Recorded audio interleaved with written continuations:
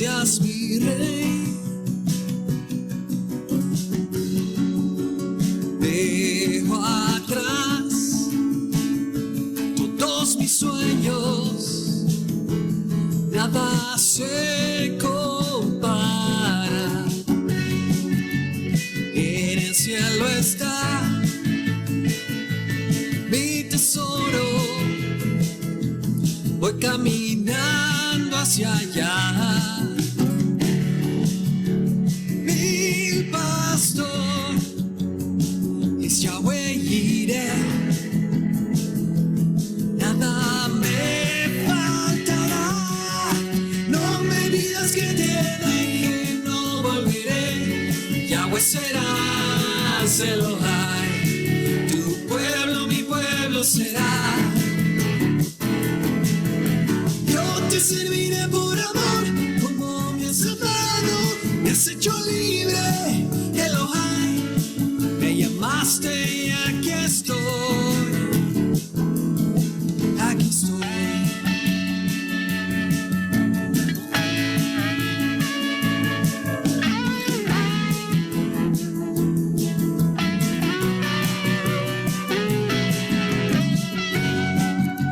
El Hijo de Dios se ha humillado, de su gloria descendió. Me mostró un camino más alto y por mí murió. No me pidas que te deje, no volveré. Yahweh serás Elohai, tu pueblo, mi pueblo será. Yo te serviré por amor, como me has amado, me has hecho libre, Elohai. Me llamaste y aquí estoy. No me pidas que te deje, no volveré. Yahweh serás Elohai, tu pueblo, mi pueblo será. Yo te serviré por amor, como me has amado, me has hecho libre, Elohai. Me llamaste y aquí estoy.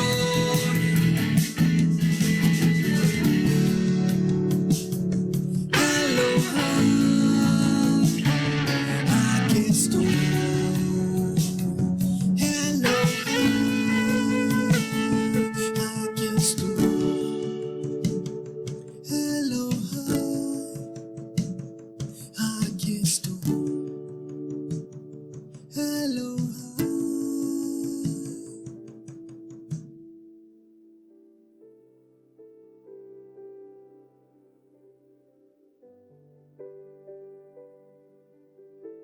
Buenas tardes, Dios los bendiga. Estamos el día de hoy una vez más para iniciar los comentarios de la palabra del Señor. Estamos leyendo el libro de Ezequiel y hoy vamos a hacer algunos comentarios a partir del capítulo 24. En el capítulo 24, Ezequiel recibe visión acerca del rey Nabucodonosor, rey de Babilonia, contra Jerusalén.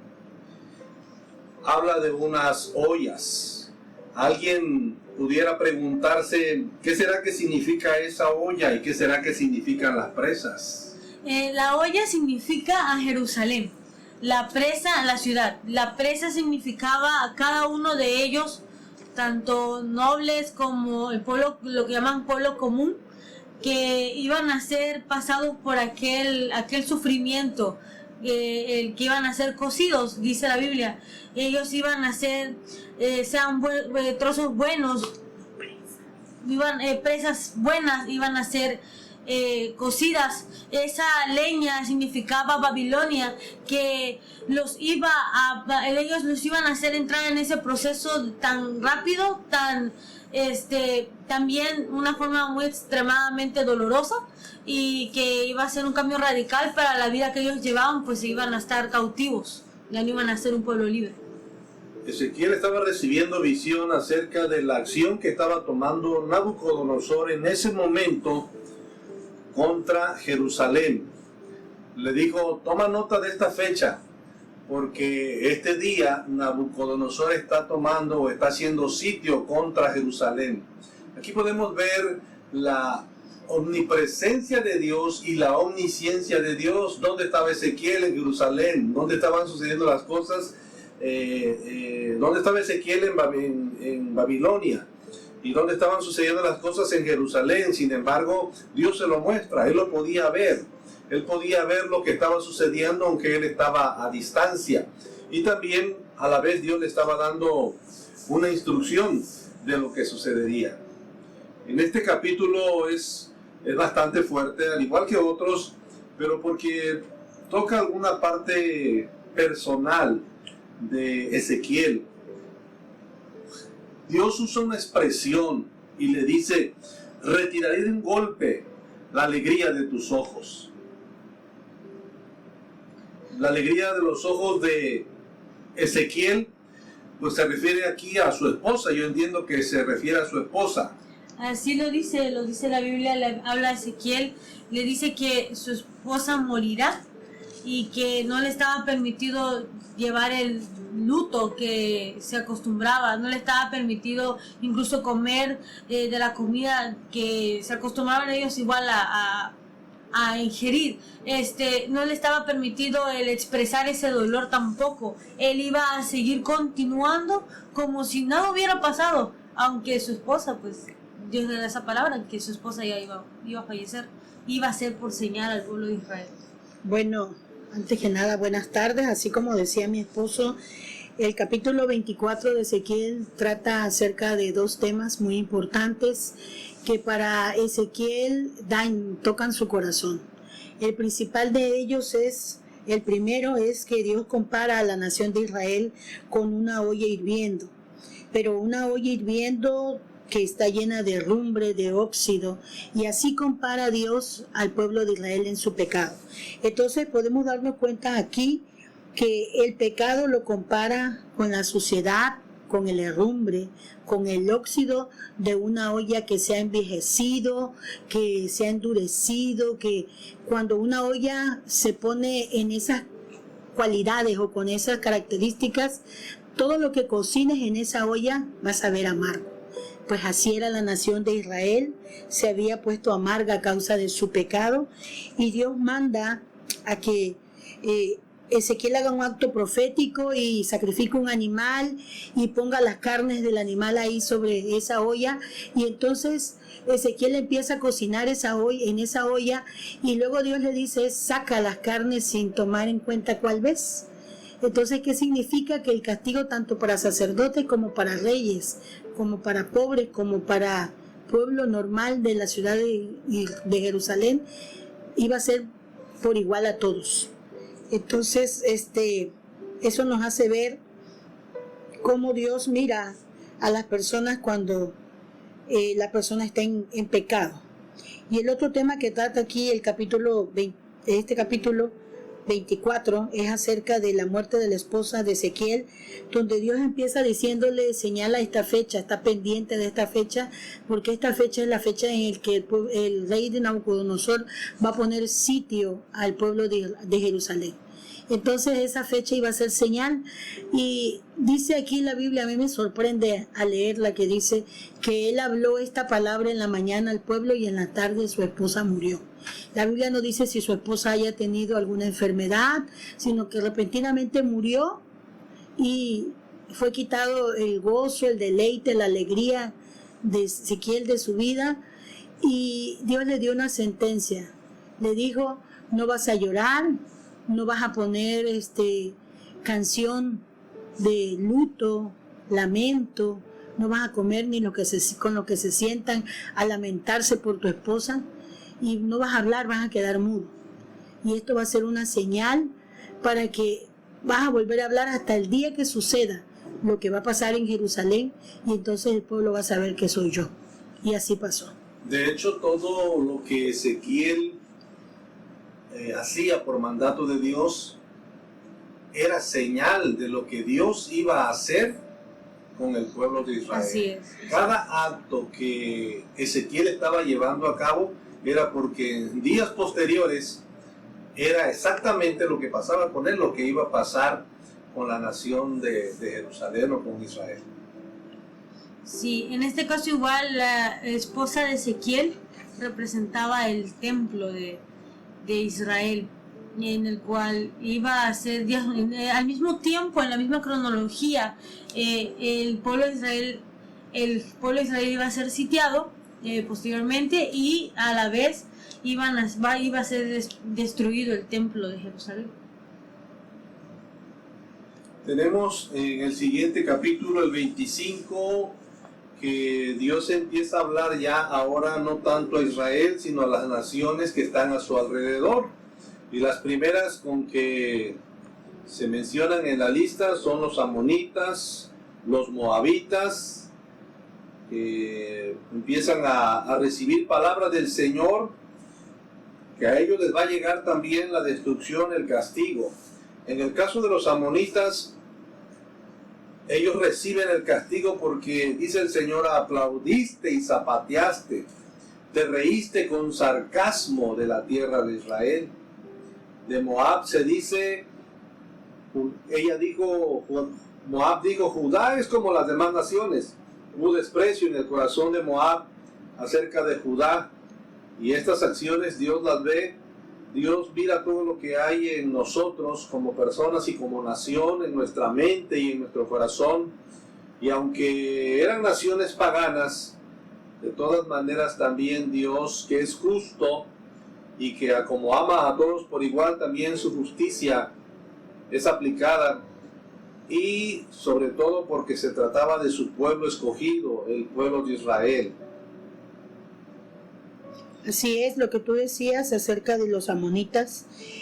Al leer el capítulo 25 podemos darnos cuenta que los amonitas no tuvieron piedad ni perdonaron la caída de Jerusalén y la destrucción del templo, que era el lugar donde Dios había escogido habitar y comunicarse con su pueblo, para que ellos subieran a Él y lo adoraran. Entonces, esto tiene que sin duda ofender a Dios, y dice que esto puede ser poco comprensible en términos, tal vez ellos eran enemigos, rivales, los amonitas del pueblo de Israel, y lo que para el pueblo de Israel era una tristeza, para los amonitas resultó ser un gozo. Y cuando ellos se sintieron contentos de lo que pasaba, entonces Dios también designa un juicio contra ellos, porque es necesario que cuando pasa algo al Hijo de Dios, mucha gente se pone contenta, se alegra, se goza de ver el sufrimiento de otros. Sin embargo, Dios está consciente de que se burlan de él y entonces decide castigarlo. Entonces debemos tener mucho cuidado cuando veamos que alguien está sufriendo, que alguien está pasando por situaciones difíciles, a no juzgarlos, a no reírnos de ellos y decir, bueno, bien está lo que les está pasando, porque podemos caer también y ser igual que los amonitas, reprendidos por el Señor. Y así lo dice la palabra del Señor en Proverbios 1:22 y hasta el versículo 27. Él explica, hace una pregunta y dice que hasta cuándo los insensatos dejarán la insensatez, hasta cuándo los burladores desearán el burlar. Y empieza a explicar él que este tipo de personas que implican o llevan este tipo de actitud ante los demás, sean hijos de Dios, sobre todo hijos de Dios, o no sean hijos de Dios, sean personas cualquiera que se encuentren, la palabra de Dios dice en Proverbios que Él les manda, les explica, les sugiere o los busca, los llama, los atrae y les dice que se vuelvan a Él, que es mejor dejar esa actitud pasajera, esa actitud que no te lleva a nada bueno, que es un gozo momentáneo, que además de, en vez de edificar, terminas incluso siendo parte del daño de otro, perjuicio de otro, y te exhorta a que tú dejes esa actitud y que te vuelvas hacia Él, porque si no, la misma palabra de Dios dice en Proverbios 1:22 en adelante, que es el día que venga la destrucción, pues será inevitable. Incluso Él dice, me reiré de vuestras calamidades, y es algo que ya le había pasado al pueblo de Edom, a Moab, a Edom o a los filisteos, que no era la primera vez en la que vemos este tipo de sentencias hacia esos pueblos, mas ellos seguían teniendo esa actitud con el pueblo de Israel. Estos amonitas y estos moabitas, que también los edomitas que se mencionan al final del capítulo, son parientes. Así es. Eran descendientes, los amonitas y los moabitas eran descendientes de las hijas de Lot, que era sobrino de Abraham. Y Edom eran descendientes de Saúl, los hermanos de Jacob. Entonces podemos darnos cuenta, y a veces así pasa, cuando estás pasando situaciones difíciles, tu propia familia se burla de ti, pero si tú eres un hijo de Dios que estás buscando y agradar a Dios, que tengan cuidado, porque Dios no pasa por alto la burla que se hace a sus hijos. Aun cuando este ya ha llevado tiempo, los filisteos, que es el último pueblo que encontramos en este capítulo, han sido un enemigo del pueblo de Dios desde los primeros capítulos. Nos damos cuenta, desde el principio han sido un pueblo de Dios, que siempre se han burlado y siempre han tomado esa actitud contra el pueblo de Dios, más en esta ocasión les tocó pues llevar el castigo de sus acciones. Amén. Entonces, ahora pasando al capítulo 26, podemos darnos cuenta de la lectura y analizando lo que Dios ahora manda a un juicio contra la nación de Tiro. Y vemos que Tiro también era enemigo de Israel, aunque durante algunos periodos de la historia bíblica, y está comprobable toda esa situación, pudieron ser amigos porque comerciaban, hacían alianzas los pueblos. Entonces de tiempo en tiempo levantaban sitios de guerra, había conflictos, pero siempre Israel había prevalecido porque Israel había sido guardada por el Señor, era el pueblo del Señor escogido. Entonces llega un tiempo donde viene Nabucodonosor, después de todo lo que se lee en el libro de Jeremías y ahora los capítulos de Ezequiel, que a causa del pecado de Jerusalén, de Israel, de Judá, la nación entera es sacudida, conmovida, llevada cautiva, y entonces la ciudad y el pueblo al que las naciones al lado le temían, porque tenían un Dios más poderoso que el Dios de ellos, que los dioses de ellos, ahora es llevado a cautiva por Nabucodonosor a Babilonia. En otra parte se va a Egipto, muchos mueren. Entonces, pues obviamente se vuelve burla de todas las naciones, y Tiro no es la excepción. Entonces el país de Tiro se enorgullece y se llena de codicia y empieza a maquinar y a hacer cosas contra el pueblo de Israel.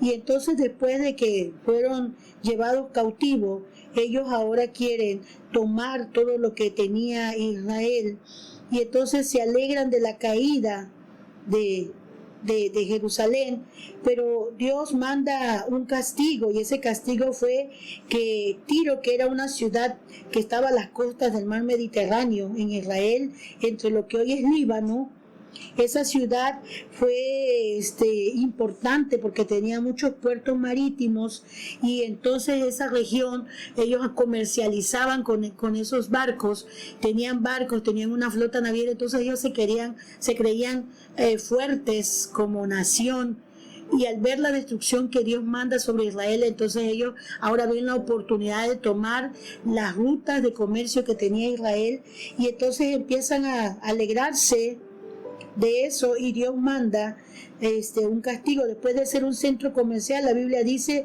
que quedará asolada, por cuanto Tiro dijo contra Jerusalén que Dios había prometido un juicio y lo había cumplido. Y entonces, ¿qué sucede?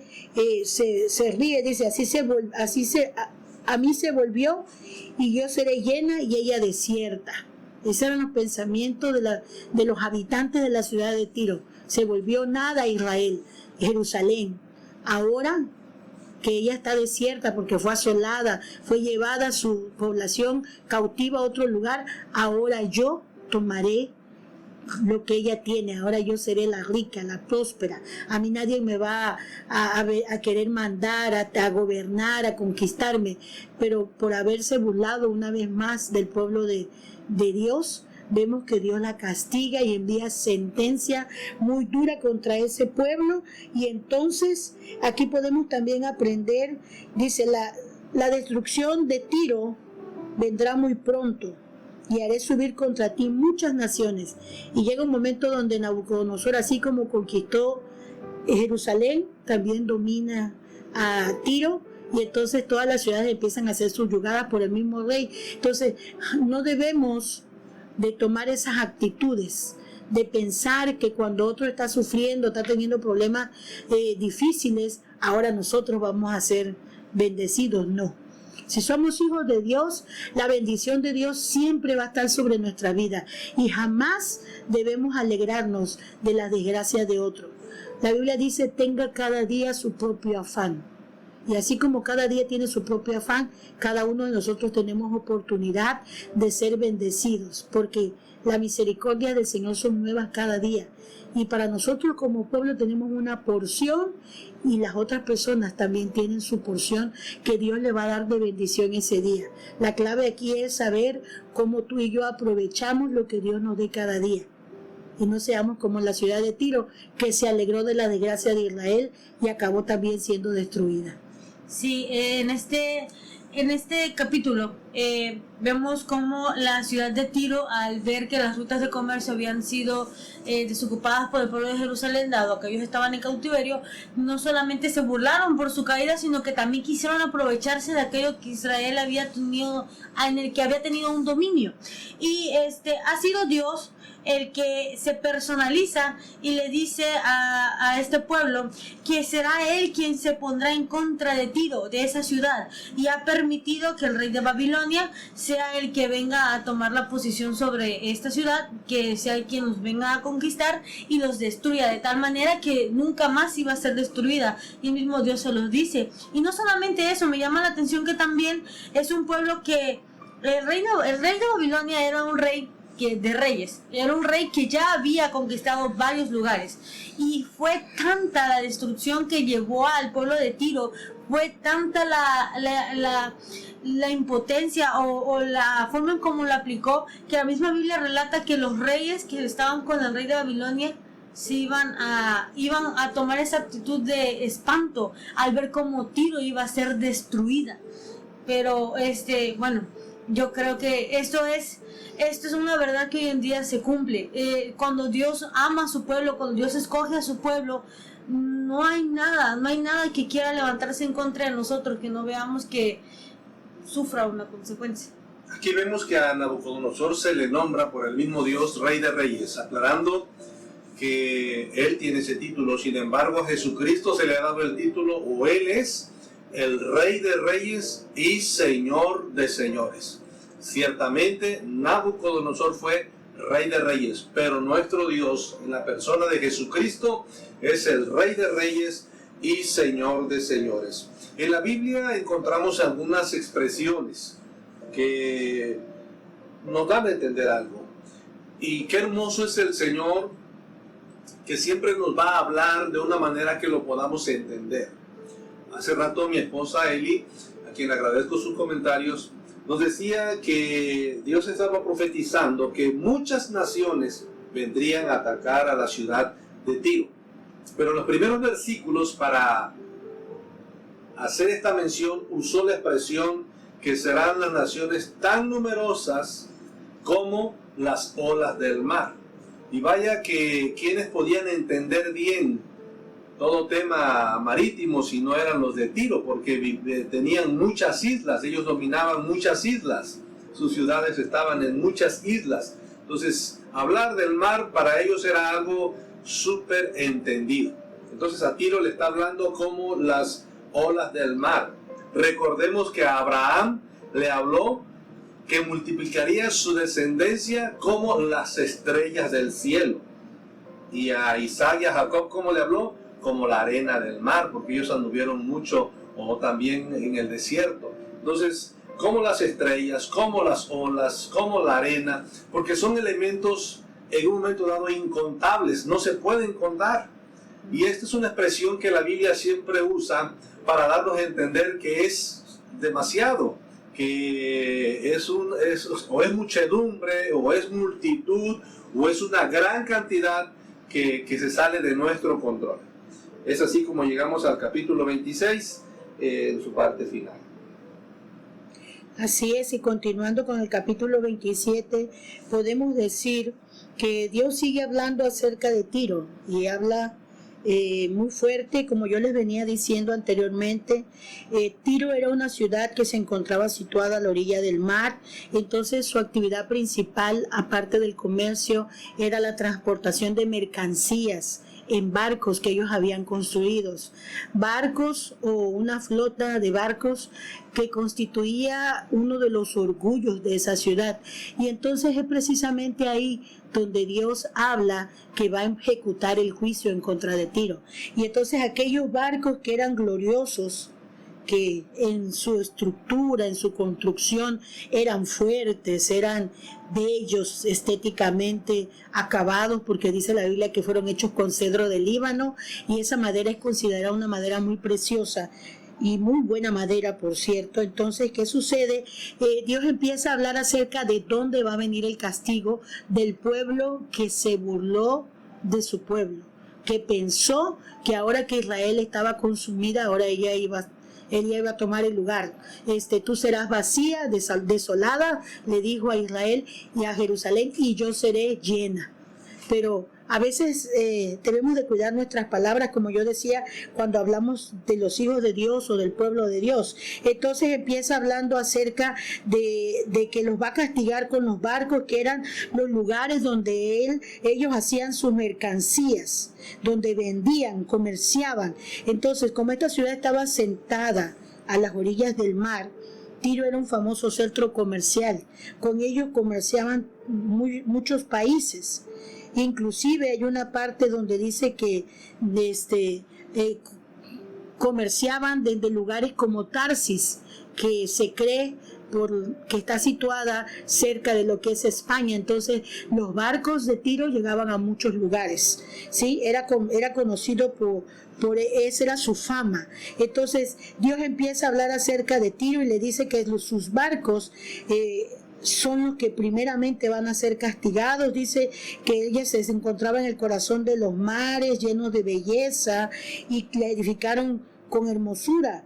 Pero de ahí van a venir, dice, tus remos, tus barcos. Entonces Tiro fue representado como un hermoso barco hecho de los mejores y más caros bosques que se encontraban en ese tiempo, dice, hecho con finas telas bordadas de Egipto.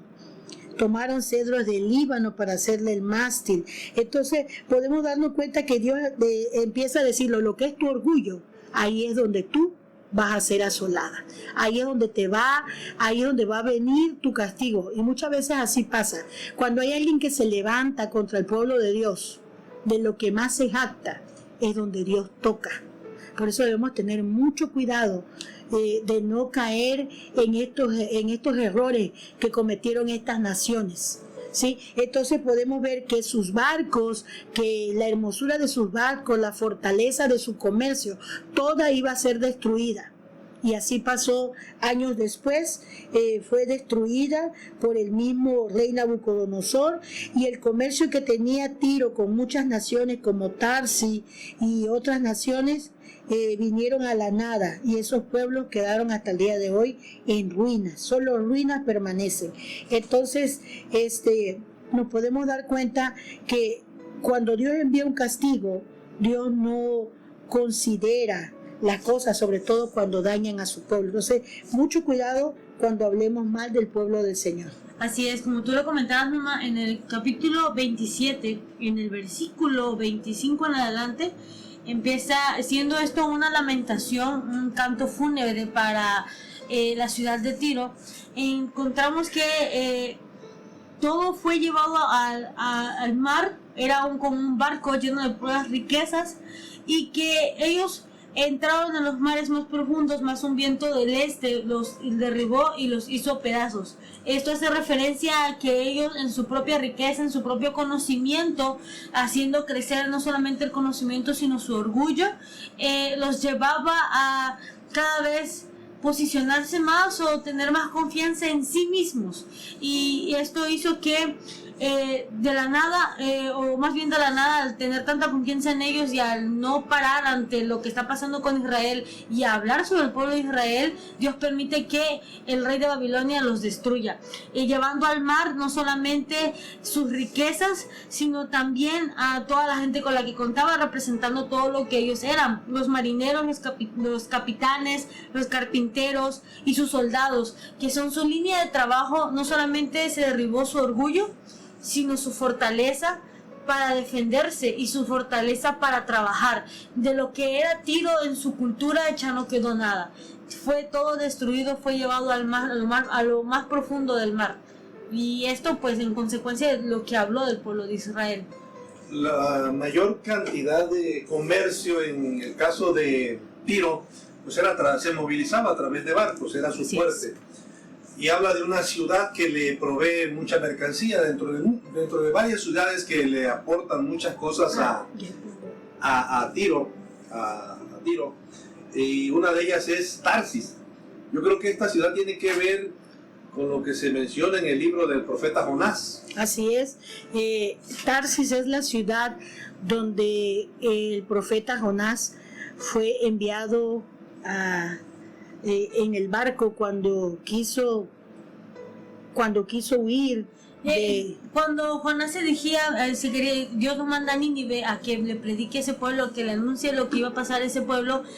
Jonás, en lo que él, en su propio juicio, no queriendo ir, no creyendo que el Señor tenía un plan con Nínive, quiso huir hacia Tarsis y fue el lugar donde él fue llevado. Pero justamente se había ido en una de las embarcaciones de Tiro, exactamente. Jonás no quiso obedecer la voz de Dios, que lo había mandado a predicar, y contrario a lo que Dios le había mandado, va y compra un pasaje de un barco para ir a un lugar totalmente diferente. Entonces esas naves eran las naves de Tiro y iban hacia Tarsis cargadas de mercancía. Esa era la fortaleza que tenía Tarsis en aquella época. De ahí huyó el profeta Jonás. Bueno, ahí intentó huir, pero de ahí del barco lo sacó el Señor. Participó del castigo de Tiro, y algo que había en Tiro era mucho orgullo, demasiado orgullo, y su comercio, y todo ese orgullo, todo su comercio. Y Dios compara la destrucción de esta ciudad precisamente así. Ya decíamos hace un momento que Dios habla en un lenguaje que nosotros nos quede bien claro para entender. Acerca de esta ciudad y su destrucción, la compara como un barco que después de haber navegado a alta mar, toda su mercadería, toda su belleza, todo su esplendor iba a quedar sepultado en lo profundo del mar. Ahí iba a depositar Dios el orgullo de Tiro. Pero bueno, también le tocó a Jonás una partecita. Un barco con gran capacidad, un barco con mucha resistencia, se puede decir. No cualquier nave puede entrar a alta mar, tiene que ser un barco preparado para, un barco que fue hecho con el mejor material. Y el orgullo, el no humillarse ante el Señor, y el no reconocer que Dios es Dios, y el incluso burlarse de su pueblo, lo llevó a que todo eso se perdiera, lo llevó a que su mismo orgullo lo llevara por caminos insensatos, necios, que no eran para él. Muy bien, lo que dices es cierto. Precisamente damos gracias a Dios de que nosotros estamos aquí por su misericordia, pero eso no significa de todas maneras que Dios ha tratado con nosotros en la área en que tiene que ser tratada, y en algunos casos se parece a la de Tiro, el orgullo. Quizá no sea la misma situación para todos, pero al menos en la parte que a mí corresponde, el de la voz, David Ramírez, que le saluda, sí, Dios ha tratado con mi orgullo, pero ha empleado su misericordia para darme oportunidad de arrepentimiento, para darme oportunidad de recomponer la conducta, el pensamiento, y humillarme delante del Señor. Porque en las áreas en las que nosotros hemos confiado, ahí donde nosotros hemos depositado nuestra fortaleza, y donde decimos ser nosotros, nuestro yo, eso Dios lo tiene que quebrar para que al final Él se lleve la gloria. Así para es. que reconozcamos que vivimos, nos movemos y existimos todo por solamente Dios. por Así es. Y estos tiempos ha sido un ejemplo, porque muchas personas dependían de sus negocios, muchas personas dependían de su dinero, muchas personas dependían de lo que vivían o se movían en todo el día. De lo que ellos hacían. De lo que ellos hacían. Así Y es. el estar confinados, el estar en casa, el estar encerrados, no poder Trabajar, hacer ninguna vender. especie de comercio, no poder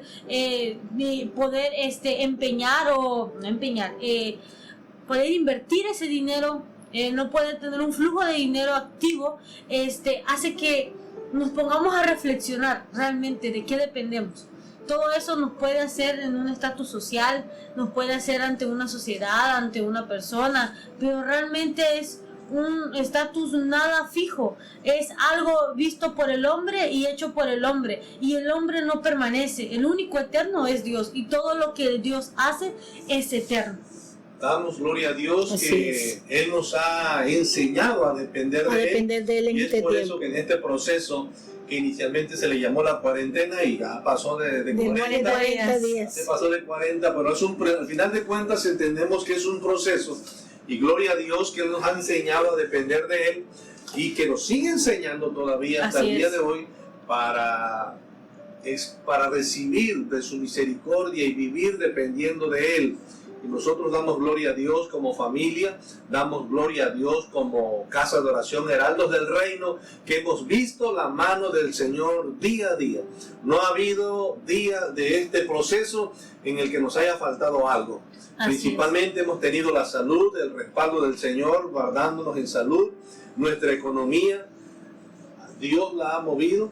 Algunas cosas cambiaron, no se hicieron o no se han estado haciendo como de costumbre, sin embargo, no ha faltado la provisión de Dios. Pero bueno, en el caso de Tiro, no fue así, Dios tenía que quebrantar su orgullo.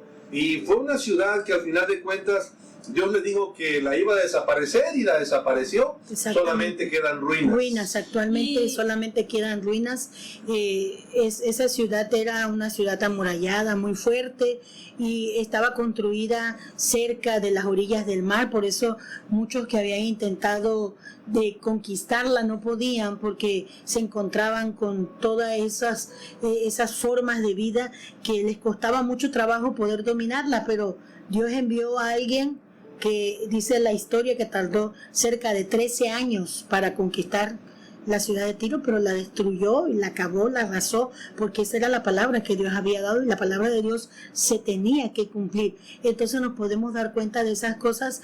Y ya para de mi parte terminar, que lo que tú decías acerca de que en este tiempo de la pandemia estamos viviendo, ciertamente en lo que muchos confiaban se vio truncado, porque era Dios el que ha bendecido nuestras vidas. El ir y el hacer que nosotros teníamos acostumbrados a hacer, todo fue conmovido. Y no solamente de nosotros aquí en la ciudad de Villahermosa, sino al mundo entero. Entonces creo que Dios está haciendo algo en el mundo entero, y ahora tenemos no que ser como Tiro, tenemos que confiar que, como decías tú, si nos movemos, si respiramos, si vivimos, es gracias a Dios. Así Seguimos es. en el capítulo 28 y sigue hablando acerca del príncipe de Tiro y sigue hablando precisamente de su orgullo, sigue hablando de su belleza. Algo muy particular es que le acusa el que se considere Dios, y Dios le tiene que decir: tú no eres Dios, tú eres hombre. Sin embargo, nosotros entendemos que esta es una profecía que tiene doble trasfondo, porque ciertamente está hablando del rey de Tiro, pero al final nosotros entendemos que también se está hablando aquí de la personalidad que en un momento dado fue un ángel allá en el cielo. Sabemos bien que es nuestro principal enemigo, que es Satanás. Y a partir de los versículos 12, la profecía dice así: tú eras la obra maestra, lleno de sabiduría y de una belleza perfecta. Vivías en el Edén, en el jardín de Dios. Sobre ti solo había piedras preciosas, cornalina, topacio y diamante, crisólito, onix y jaspe, zafiro, malaquita, esmeralda, con aros, pendientes labradas en oro, desde el día en que fuiste creado. Te puse de guardia como un querub en la montaña santa de Dios. Permanecías allí yendo y viniendo entre las piedras de fuego. Desde el día en que fuiste creado, tu conducta había sido perfecta hasta el día en que el mal se anidó en ti. Estamos leyendo aquí esta profecía que sabemos bien que se refiere a lo que también se le conoce con el nombre de Lucifer. Entonces Tiro tiene una representación del mismo Satanás, del mismo diablo o del mismo anticristo. Así es. Incluso en este capítulo habla de cómo el príncipe de Tiro se cree como un dios, se compara a sabio igual que Daniel, o incluso mayor que él, y me asombra mucho lo que dice el capítulo. Hay un versículo que dice que en manos del matador ya no será Dios sino hombre, porque Amén. Realmente esa es la condición del hombre. Es un hombre. Muchas veces con el orgullo nos creemos superior. Y eso es el orgullo, creerse superior, creer que todo lo podemos, creer que todo lo sabemos, creer que todo lo logramos y que lo logramos por nosotros mismos. Más otra vez creo que hablamos de la importancia de estar humillados ante el Señor, reconocer que ha sido Él el que nos libra, y que, por ejemplo, hoy en día en manos del matador o en manos del pecado, en manos de las circunstancias, en manos del propio coronavirus, que es un tema actual, nosotros somos hombres, no somos dioses, y es solamente Dios el que nos puede ayudar a salir de esas manos del matador. Mencionabas a Daniel y vale la pena aquí mencionar que a Daniel y Ezequiel son contemporáneos, son los que como siervos de Dios les toca vivir un propósito diferente. Así es. Ezequiel se encontraba cautivo en el pueblo de que se fue trasladado de Jerusalén a Babilonia. Jeremías incluso era igual contemporáneo, se encontraba en Jerusalén, y Daniel, estando en Babilonia, él no era cautivo, él estaba dentro de lo que era el palacio. Aquí la importancia es que tanto los tres eran profetas del Señor. Dios les hablaba, Dios les mostraba cosas que tenían que decirle al pueblo. Cada quien llevó un proceso diferente, cada quien fue hablado de una forma diferente, y lo que decía a lo mejor era incluso con palabras diferentes, pero gracias al Señor ellos han cumplido su propósito y pues pudieron desde cada punto de vista diferente llevar lo que el mensaje del Señor, lo que Dios necesitaba.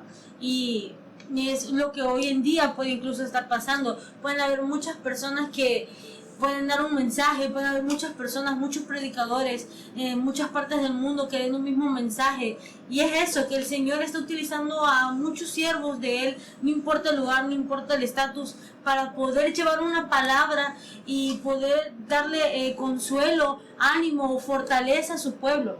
Y aquí donde en lo personal, yo sí me hago esa pregunta, y yo sí sé si Elizabeth quisiera aplicarla, y trato con ello de aplicarlo, que si el Señor me ha puesto en un lugar para ser un Ezequiel, que yo sea Ezequiel. ¿Será que lo estaré cumpliendo? No lo sé. Con mis propias acciones yo lo sabré, y es aquí donde yo misma trato de poder cumplir con eso que el Señor me manda. ¿Y cómo lo voy a saber? Con su palabra. Leyendo su palabra todos los días es como voy a saber qué tengo que hacer y qué el Señor me ha mandado a hacer a mí mismo. ¿Qué es lo más importante? Obedecer a Dios y no tratar de imitar en un momento dado lo que hace otro siervo de Dios, porque seguramente para él hubo una palabra específica, para un propósito específico, en un lugar específico. No podemos imitarlo porque a lo mejor mi propósito es diferente.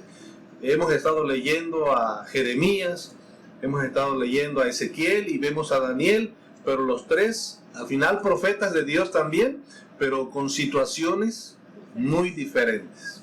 Entonces aquí yo nada más quiero concluir por lo que hace este capítulo, que Dios empieza el capítulo 28 hablando acerca de el príncipe de Tiro. Entonces, ¿qué sucede? Dios está tratando con los líderes de ese pueblo. O sea, tanto con el pueblo como con los líderes. Dios siempre va a hablar a la cabeza y a veces el juicio empieza por la cabeza. Entonces Dios empieza hablando acerca del príncipe de Tiro y le empieza a decir todo lo que el príncipe de Tiro decía ser. Y como decía Cecia, el príncipe de Tiro decía con orgullo: yo soy un Dios, pero Dios lo iba a llevar a reconocer que él era solo un hombre. Entonces, ¿qué sucede? El príncipe de Tiro empieza a decir: Dios, has acumulado riquezas, ya has adquirido oro y plata. Entonces, pero Dios no le recrimina eso, sino le recrimina su conducta. Entonces, el ser rico, el tener riquezas, el ser prosperado, no está mal visto por Dios.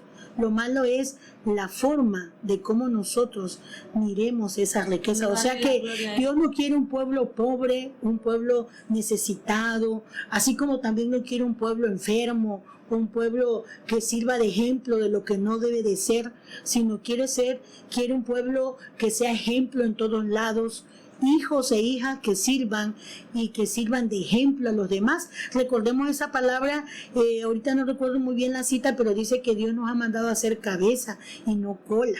Entonces, si Dios te bendice, hermano, amigo, compañero, te prospera, no te sientas mal, tú no eres el príncipe de Tiro. Siempre y cuando en tu corazón guardes la humildad de que todo lo que has recibido y todo para lo cual has sido prosperado es para darle la gloria al Señor. Entonces, una de las cosas que también destruyó a Tiro fue su liderazgo, y un liderazgo que tenía malos pensamientos, que no estaba centrado en lo que debía, porque decía: todo lo he hecho yo soy como un Dios, cuando realmente era un hombre que podía morir. Ese era el príncipe de Tiro. Entonces tenemos que entender que Dios nos prospera y Dios nos bendice, no para enaltecernos y creernos más que los demás, sino que Dios nos bendice y nos prospera para que le demos la gloria a Dios. En el capítulo 29 encontramos que Ezequiel habla sobre una profecía contra Egipto. En este capítulo encontramos que el Señor narra cómo Egipto se encuentra como un monstruo pero apacible, como algo malo pero como en cierto modo en stand-by. Igual encontramos que el Señor expresa que Él se enoja, Él se ofende cuando el pueblo de Israel pone su confianza en Egipto, pone su confianza en ese Egipto y permite que Nabucodonosor, el rey Nabucodonosor, sea el que venga a destruirlo. Y en este caso estamos hablando de el pueblo de Dios. En este tiempo fue Israel, en este periodo de la Biblia, en este periodo de la historia, pero hoy en día está representando al pueblo del Señor. Muchas veces se ha hablado, y creo que es algo que se ha dicho, que Egipto representa el mundo.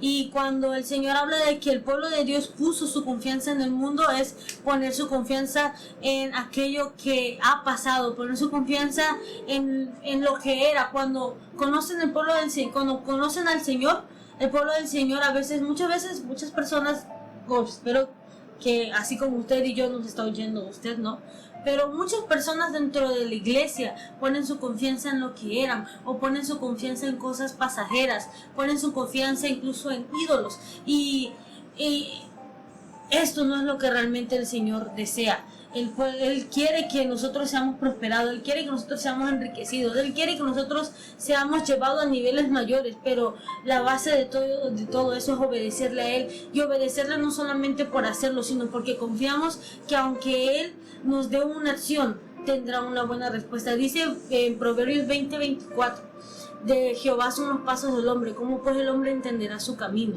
Es ahí donde nosotros necesitamos la confianza. El Señor nos conduce, siempre nos quiere conducir a un camino de mayor bien, de mayor bendición para nosotros, un camino que nos lleve a no estar sufriendo, a tener incluso paz, a que ya el trabajo humano sea mínimo, a que estemos cada vez más en su presencia. Pero cuando Él nos dicta los pasos, muchas veces no creemos en eso y creemos en nuestro propio pensar. No es por aquí, es por allá, cuando realmente es el Señor el que nos está enseñando, es el Señor el que nos está guiando. Y si Él nos ha hablado, creo que es donde nosotros debemos de poner toda nuestra confianza y toda nuestra mira en cumplir aquello que nos ha dicho, obedeciendo. Así es. El orgullo de ¿Cuál es el orgullo de Egipto? Se creían dioses. Se creían dioses y confiaban en Sus su riquezas. canal del río Nilo. Ellos, su orgullo era el canal del río Nilo. Él decía, el Nilo es Nilo porque el río Nilo es mío porque yo lo cavé. Ah, sí.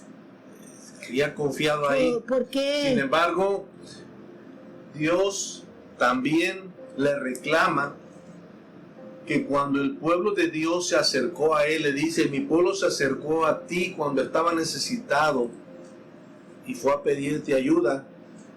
Le reclama el maltrato que Egipto le hizo a su pueblo. En uno de los versículos dice que hasta era castigado el pueblo de Israel en su espalda. Y entendemos bien que esto es cuando ellos eran esclavos. Los latigazos que sufrieron, pues cada latigazo que recibió cada hijo de Dios en esa nación no iba a quedar sin castigo. Y volvemos a lo mismo, Dios le habla en términos que ellos pueden entender. Dios le dice a Egipto en el versículo 4, capítulo 29 de Ezequiel, te colocaré un garfio en tu mandíbula y te sacaré de tus canales a ti y a los peces de tus canales. Verso 5, te arrojaré al suelo seco junto con los peces de tus canales. Y sabemos bien que lo que le sucede a un pez cuando está en tierra seca, Se muere, se muere. asfixia. Versículo 7 dice, cuando mi pueblo se te acercó, te quebraste en sus manos y lo heriste hasta en la espalda. Cuando se apoyaron en ti, te doblaste e hiciste que perdieran el equilibrio. Todo eso estaba en las manos del Señor. Y Dios es justo. Y aunque muchas veces nosotros no entendamos la justicia de Dios, Él es justo. A algunas naciones Dios les dijo que las iba a desolar, que iban a quedar destruidas, pero a esta nación le pone un tiempo. 40 años. 40 años. 40 años. Así pasa. Inevitablemente no podemos dejar de pensar en los 40 años que pasó el pueblo de Israel en el desierto. Y esta nación, aunque Dios le permitió volverse a reconstruir, pero ya no fue con la misma gloria, ya no fue con su poderío, ya no fue el mismo imperio de antes. Y junto con ellos fueron también castigados sus aliados. Egipto tenía muchos aliados y a ellos también les tocó merecer ese castigo. Así es, mire, lo que sucede en este capítulo es muy interesante porque Dios da una profecía en contra del pueblo de Egipto. Son varios capítulos que utilizan contra la profecía del pueblo de Egipto, pero lo más importante aquí en el 29 que a mí me llama la atención es que esta profecía ya Dios se la había dado a Jeremías. Eso lo podemos ver en el capítulo en un capítulo de Jeremías, cuando él va y le dice al rey en Jeremías 44:30, le dice que no se apoye en el rey de Egipto porque Egipto va a caer. Entonces esta profecía ya se había dado también por medio del profeta Jeremías y se confirma con el profeta Ezequiel. Y esto tiene que ver porque muchas cosas, como decía David, Egipto había sido un pueblo muy orgulloso y conquistaba otras naciones y las esclavizaba y las trataba mal, y el pueblo de Israel había sido así, había sido esclavizado, había tardado 430 años en esclavitud, con dolores, con castigos. Entonces, pero a Dios no se le olvida lo que le hacen a su pueblo. Entonces dice ahí que lo que le habían hecho al pueblo de Israel lo iban a pagar. Entonces Ezequiel comienza ese capítulo diciendo que era necesario porque Egipto mantuvo a Israel en esclavitud, y entonces ese era parte del castigo. Y también nos recordamos que una vez Abraham en Canaán, en los tiempos de hambre, allá en el Génesis 12:10 al 20, también regresó su mirada a lo que era Egipto en tiempos de la gran hambre. Entonces siempre muchos pueblos miraban a Egipto como la solución. ¿Por qué pasaba esto? Recordemos el tiempo de José, cuando Egipto proveía de alimento a las otras naciones.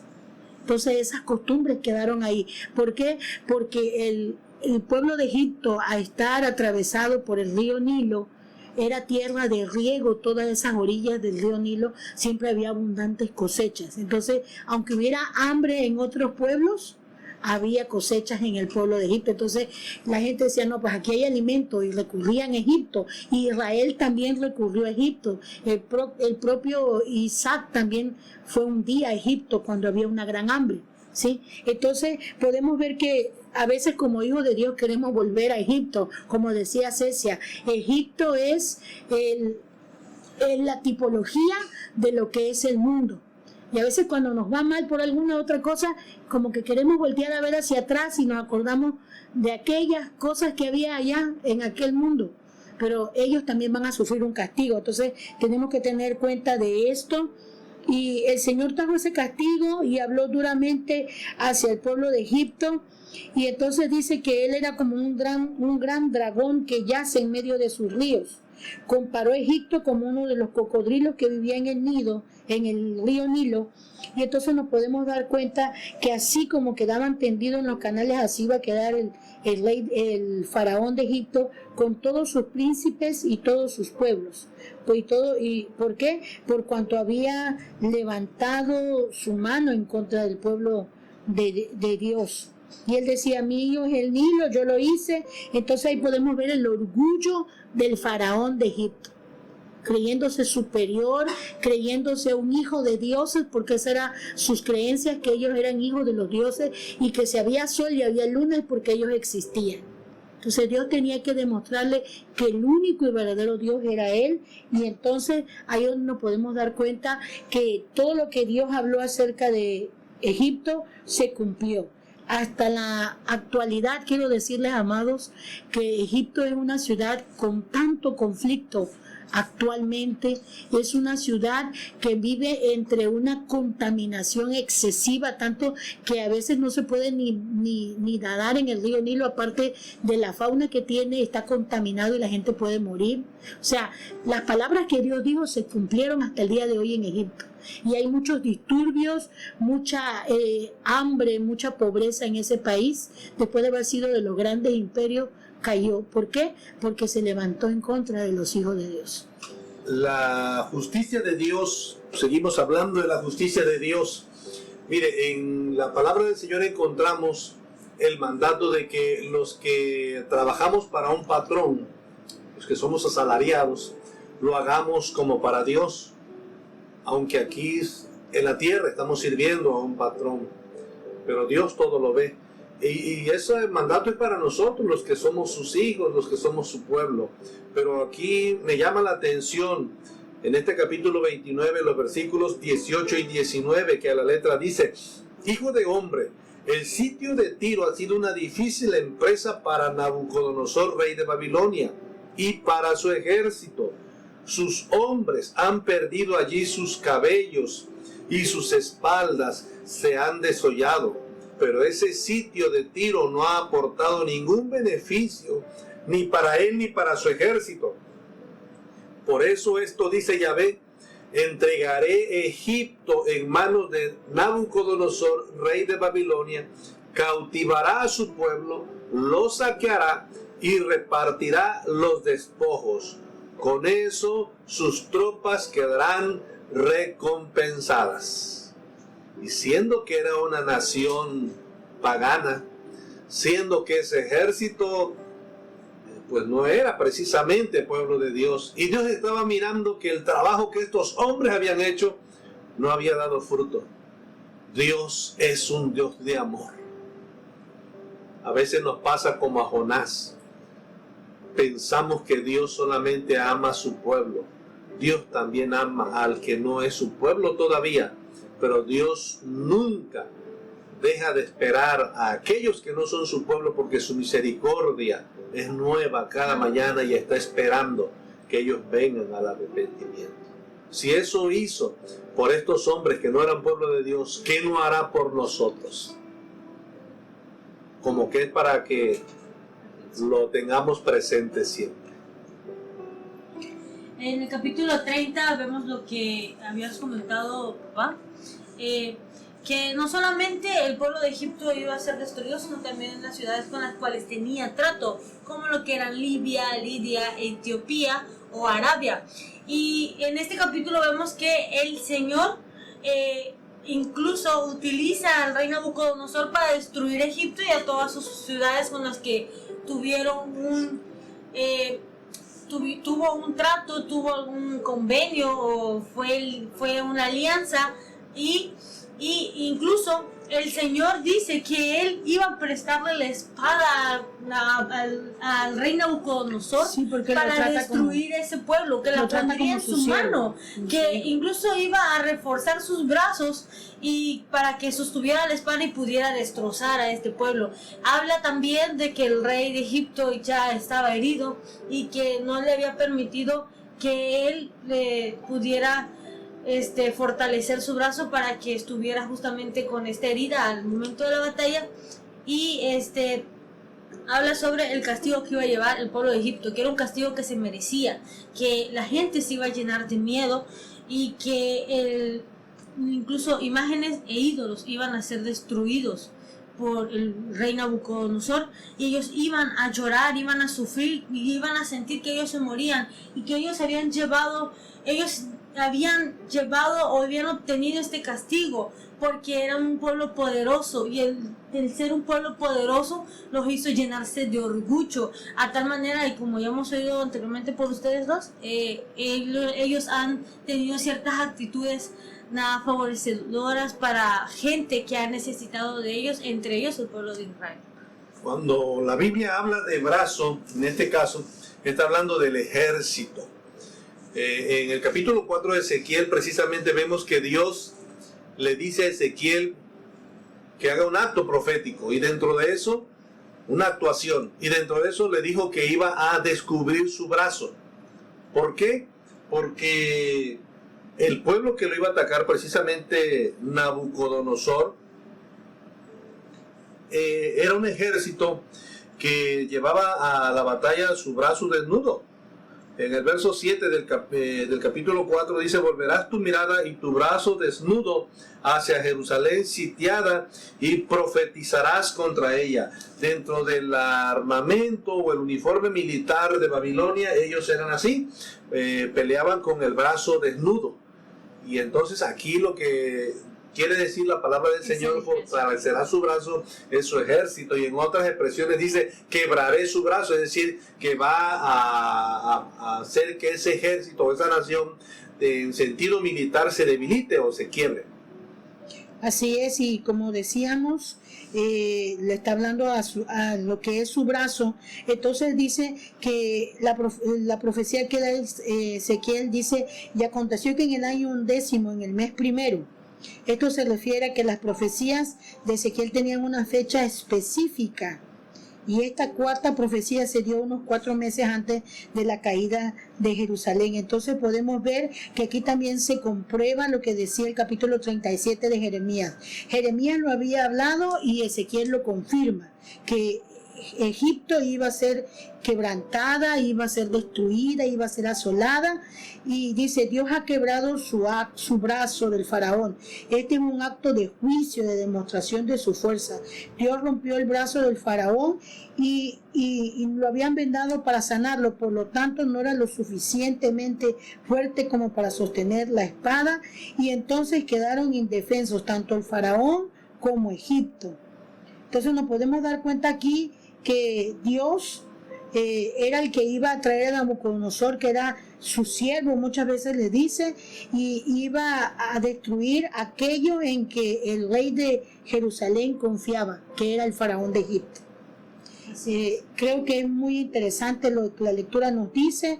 La verdad, hemos aprendido muchas cosas en estos días que hemos estado leyendo, como estábamos hablando. Número 1, a no juzgar, a no criticar, a no burlarnos cuando vemos que otros están sufriendo. Aun cuando no sean pueblo de Dios, nosotros debemos de permanecer callados viendo lo que Dios hace, porque a veces nuestro corazón tiende a sentirse contento, como una pequeña satisfacción de ver que otros están sufriendo por lo que nos hicieron a nosotros. Líbranos, Dios, de caer en ese pecado y seamos humildes siempre delante del Señor.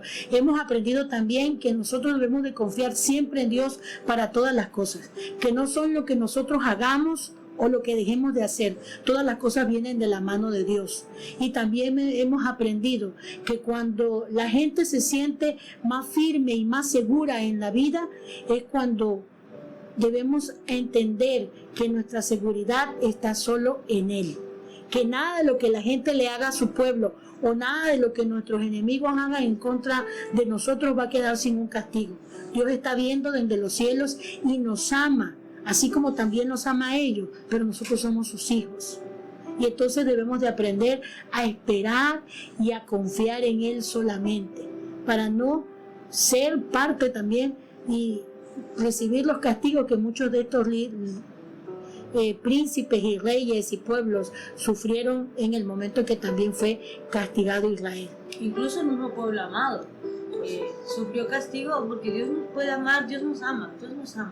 Pero cuando nosotros no cumplimos ni obedecemos lo que Él nos ha fundamentado y nos dejamos guiar por otras situaciones, es cuando nosotros igual sufrimos ese castigo. El pueblo del Señor también sufre ese castigo, no está exento, porque aquí no es solamente para el pueblo y no es solamente para el que cree, sino el que hace su voluntad.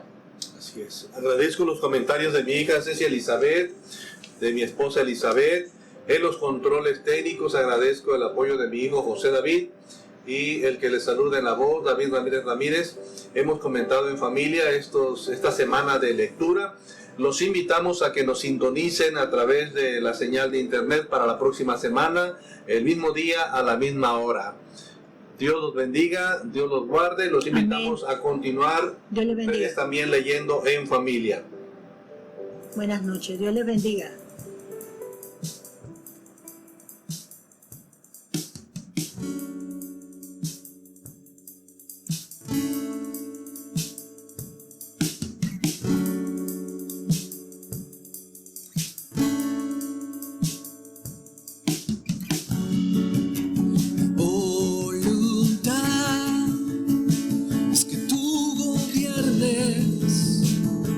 Seas mi rey,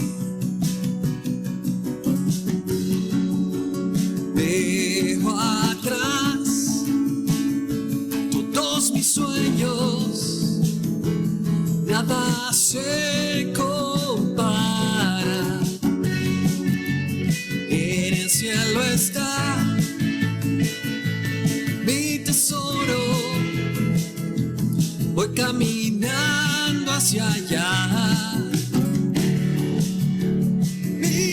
Pastor, es Yahweh Jireh, nada me faltará. No me pidas que te deje, no volveré. Yahweh serás Elohai, tu pueblo, mi pueblo será. Yo te serviré por amor, como me has amado, me has hecho libre. Me llamaste y aquí estoy, aquí estoy.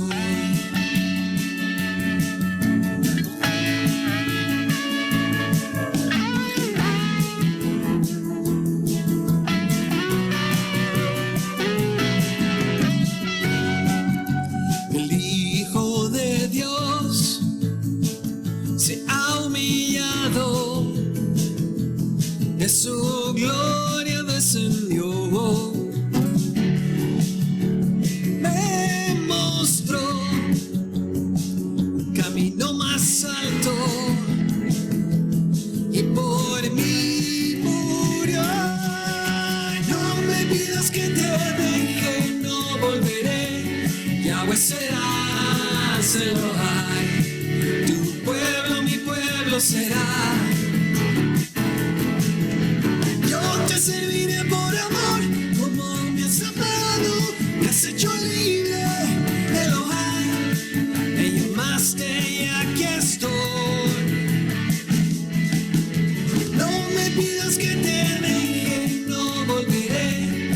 Yahweh serás Elohai, tu pueblo.